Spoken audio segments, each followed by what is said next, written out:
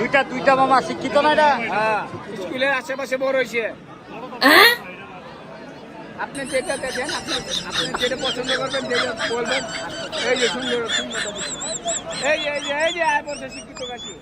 শিক্ষিত কাশি বলে কি? স্কুলের আশেপাশে করে স্কুলের আশেপাশে ভাই আশেপাশে রোজ স্কুলের আশেপাশে এটা হয়েছে।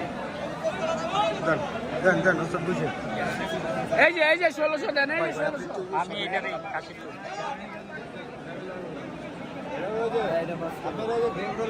দেন আমার নিয়ে নিলাম আমরা দুইটা শিক্ষিত কাশি। ধরেন শিক্ষিত কাশি। শিক্ষিত কাশি নিয়ে নিলাম দুইটা।